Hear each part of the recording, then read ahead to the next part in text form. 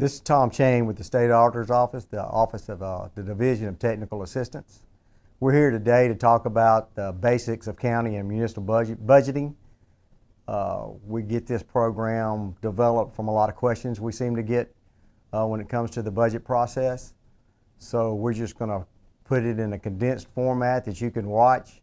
If you do turn out having questions at the end, you are welcome to call us at the Technical Assistance Division. Our 800 number will be at the end of the slideshow, so you don't have to write it down and remember it. Just the last slide will have our phone number on it. So with no further ado, I guess we'll just get started. Okay, just to get started off here, we're just going to go over some glossary of terms. So if I refer to something that you'll understand what I'm referencing. When we say board of supervisors, aldermen, or councilmen, we usually say board, but it's the governing authorities. Clerk, we're usually talking about the chancery clerk or the municipal clerk. When we say a code section, we're referencing the Mississippi Code. When we say administrator, that's more of a county level, but that is the administrator who is assisting the chancery clerk. Departments, of course, we're referring to sheriff, tax assessor, police, fire, streets, parks. Those are departments. Minutes, we're talking about the official minutes. They're the record of the entity, the taxing entity. Tax assessor is who assesses the property. And a tax levy is basically what you're basing your budget on. That's what you're going to come to at the end is a tax levy, which is what everybody pays their taxes based on the tax levy. First off, fiscal year end. State statute sets all fiscal year ends for counties and municipalities as September 30th. Some municipalities may differ if they have a special charter, but 95% or so of the municipalities are code charter and they have 9/30 year ends. All counties have 9/30 year ends. The importance of the budget, everybody asks why is it important? Because state law ultimately requires it. That's the most important part. Also, you're spending other people's money. You need a good plan as to how you're spending the money that people are giving you. Nobody wants to pay taxes. Everybody thinks taxes are too high. So you need to be able to explain where their tax dollars are going. This is going to determine what residents pay based on their property, and it's going to affect every citizen in the state of Mississippi. It also determines what governmental services you're going to provide with the limited resources, because you're not like a business. You can't just raise your prices inadvertently and try to make more money. You're there to make money to run your government the coming year. The purpose of the budget. It's for the public, like I said, for accountability. It's for the boards, for their control. They can control what's going on so they can account to the public. It's for the departments. Departments needs a budget so they know what they can do. Police department knows how many police cars it can buy. Sheriff's department knows how many sheriff's cars it might get, who they can hire, how much overtime you can have. So that it's for the departments for the control. And of course, it's communication to decision makers. Grantors trying to give you some grants. Bond companies trying to give you a rating for a bond. Legislatures when they decide, hey, we're going to share this revenue with the local governments. So there's a purpose behind the budget, and it's control, planning, and decision making. County forms of government. There are a couple of different county forms of government. You got the unit form of government, you got the beat form of government. There might be some different players. You might have an administrator, or you might not have an administrator, but the basic form of the budget is the same. For municipalities, like I said, 95% of the municipalities are probably code charter. It's set by code, but you also have the commission form, council manager, mayor council, or special charter. They all have to adopt a budget and base their operations on a budget. That's for counties as well. It's all cash basis. It's a cash basis budget, and it's got a balance. What we mean by it's got a balance, you got a beginning cash plus revenues minus expenditures equal ending cash. When we say it's got a balance, that ending cash cannot go negative. That ending cash, as we'll talk about further, is your fund balance. You need to have a little bit of ending cash because revenues don't flow in municipalities and counties like they do normally. It's never all even throughout the year. You're not getting much revenue in October, November, and December. It's really going to start picking up in January when people start paying their real estate taxes. So you need a little leftover cash to make it over that little small 3-month hump. When you budget, you got to budget by revenue type. That would be tax, fee, fine, grant, loan. It's got to be by type. And by expenditure, department level, by purpose. The police department, personal services, supplies, contractual services, capital outlay, that's the purpose. The police department's the department. So each department knows what its budget is based on those categories. And as we'll talk a little later on, that is when personal liability could kick in for exceeding the budget. Because once you have a budget, it's not over. You're supposed to monitor the budget. And you're supposed to make sure if you're having bad or unfavorable variances that you're addressing those. Because when you give somebody a budget, you're telling them you have $10 million to spend X department.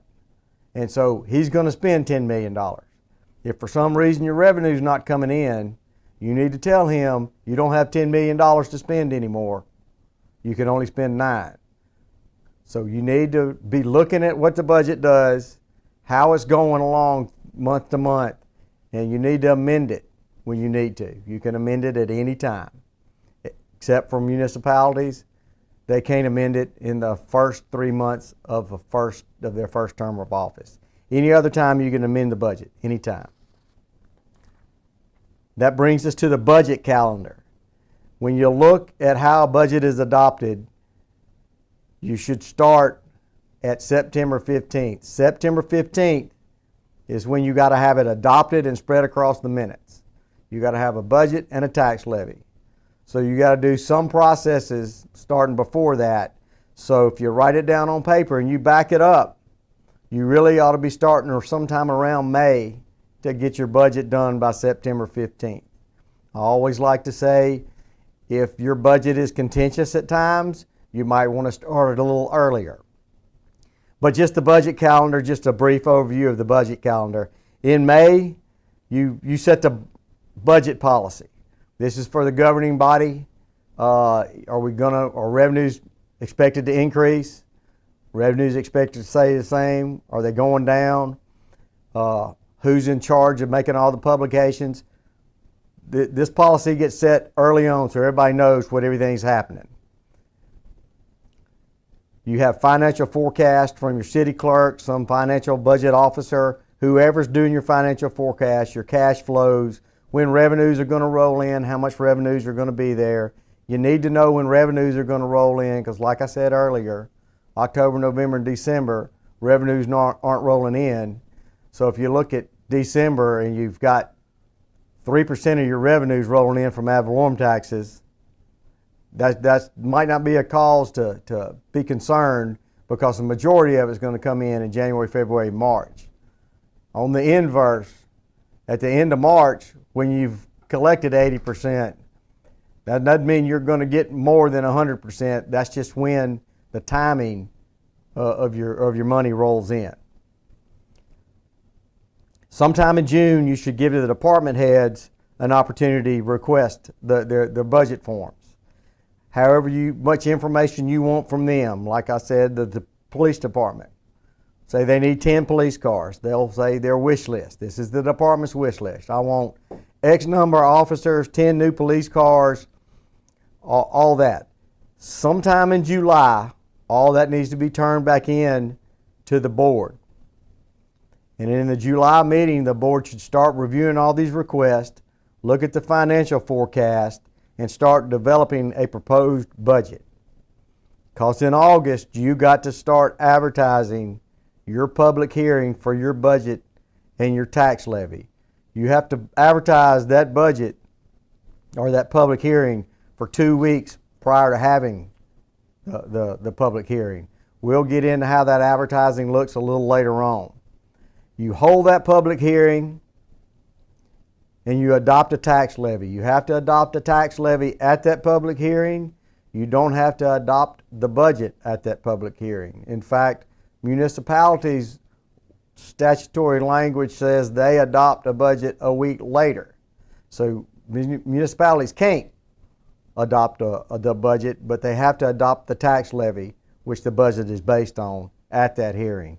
If you don't adopt it then, you have to start the process all over again, which means you add 2 more weeks to your budget process. So that's what I say. If it's possible contention about what you're going to put in your budget, you might want to start even earlier than May. The last day, September 30th and October 31st for municipalities, are the last day that you can amend the budget you're coming off of, your prior budget or the budget you're working under as you're developing the new budget. That's the last time you can have an adjustment to that budget. Like I said, you're supposed to adjust your budget before you actually incur the liabilities and spend the money. That's how the statutes are written. So you shouldn't have any more amendments, but it's possible. But September's the last day you can amend your budgets that you're working under for counties, municipalities, is October 30th. During the monthly meetings, like I said, you need to monitor your budget. So the clerks should be showing you how you're doing on your budget monthly. It should show how much revenue is coming in by type, just like you budgeted it. It needs to show your expenditures by department, by category. That's the minimum level that they show you. If you want more detail, you can ask for more detail. If you want to adopt a line item budget and you want a more detailed budget, you can. You just can't do less than this. If you adopt a line item budget, that's where liability kicks in. We do not suggest you adopt a line item budget, just a category budget. Personnel services, contractual service, debt service, capital outlay, things like that. Going back to the budget policy. That's when the board is saying, hey, we're going to start the process.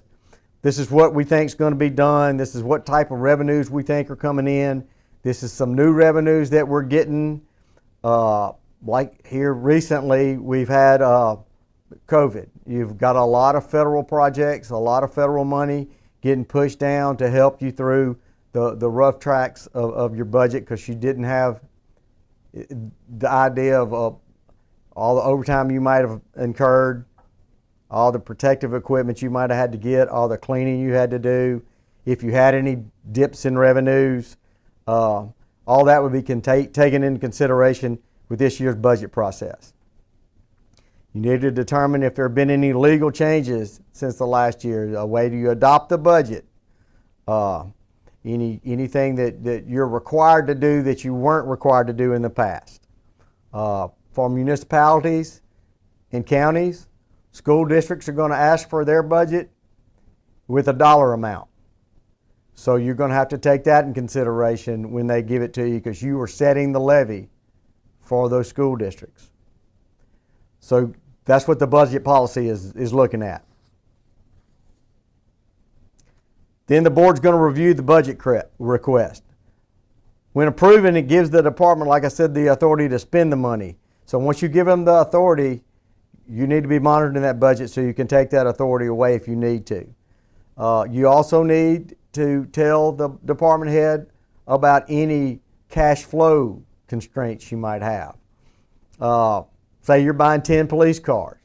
You might have to tell the police chief, or sheriff cars for a county, the sheriff, hey, you can have 10 new police cars, but you can't start ordering them, or they can't come in until March, because that's when we're going to have the money to pay for them, because you only have 45 days to pay an invoice. So you need to communicate that down to your department level. If you see revenues are not going to materialize, then you need to amend the budget down. You need to amend the revenue budget down, and you need to amend the expense budget down, because the budget's got a balance. If you're amending a revenue item, you should be amending an expense item. If you've balanced your budget and you are amending an expense item to go up, you should be amending something else. If you really adopted a balanced budget, that means this department's getting more money than they thought they were going to get, so some department is not going to have that money to spend anymore. So keep all that in mind when you make these budget adjustments or look at these budget requests. The board is charged with the proposed budget. They're solely responsible for the adoption and approval by September the 15th. Like I said, you got a budget by revenue type. That's the expenditures by department and purpose. That's the level we recommend. You cannot go lower. Personal liability, that means on your bond, could kick in if you incur an expense over the budget. You're supposed to stay within the adopted budget.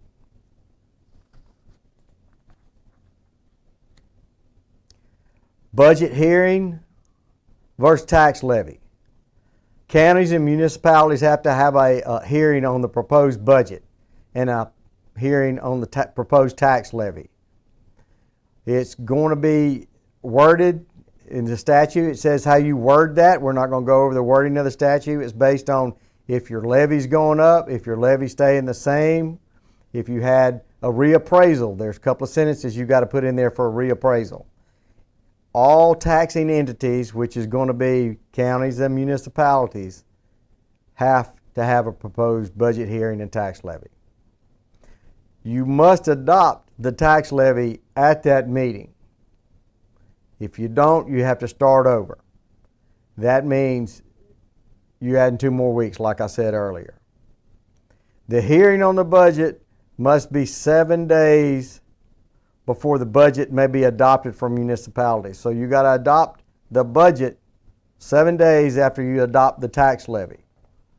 Counties can adopt the budget at the same hearing. Municipalities cannot. Which brings us to advertising. This is where we get a lot of questions. 2739-203 requires all taxing entities, that's a county and a municipality because that's who taxes, to hold a public hearing to consider the proposed budget and the tax levy. You got to post that in the newspaper. If you are a municipality under the population in the 2,000 and you're not increasing your tax levy, you can post this advertisement in 3 public places, one being City Hall, other public places like the public library, places like that. All other entities other than that, the municipality of 2,000 or less people and not increasing their levy has to follow what's on the next slide. And the next slide is the advertising requirements.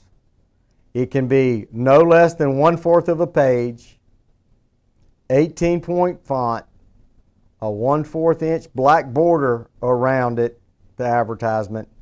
It cannot be placed with the normal legal ads or classified ads. It's got to stand out on its own.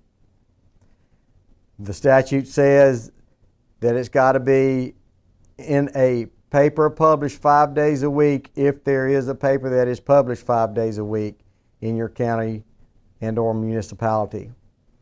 It's got to run once a week for 2 weeks. The hearing has to be 7 days after the first advertisement. That sounds easy, but if you have a weekly paper and that's the paper you get it in, you got to make sure that those weekly papers fall where you can get that budget adopted by September the 15th. Because remember, municipalities, after this hearing, you got to wait 7 days to adopt that budget by statute. So when it comes down to starting your budget process, This is when you need to start from. I got to have it September, got to have a week for a municipality, and then you go back to 2 weeks. And that's how you back up to when you start your budget, which usually goes back to the budget calendar early on, which was starting sometime in May. The only exception to this, like I said, was a municipality with population less than 2,000. They still have to follow all this, but they don't have to put the advertisement in the paper. It's got to be just like this, posted in 3 public places. Changing the budget. Budget changes are known as amendments. They can be amended at any time. You don't have to do anything to amend a budget. A budget should be amended before you spend the money, because if you're amending the budget after the money's spent, somebody's already exceeded the budget. So theoretically, budgets should be amended before the liability is incurred. If you amend a budget more than 10% of any of the adopted line items for revenue type or the categories for expenditures at the department level, 10% more from the last published budget, then you have to run an advertisement and say, this is why we changed it, this is what we changed, and this is how the vote was taken. That 10% is not 10% each time, it's 10% accumulative from the last time the budget was advertised. There's no limitations on how many times you can amend the budget. The only limitation, like I said earlier, for a municipality, you can only have one amendment during the first 3 months of a term. Your term started June, so July, August, September, you can only amend it one time, and that is only if revenues are not materializing. So you can't come in there and start amending the budget because you want to change something. You can work on the next year's budget, but your first one's only, for municipalities, one amendment, and that's only if revenues aren't materializing.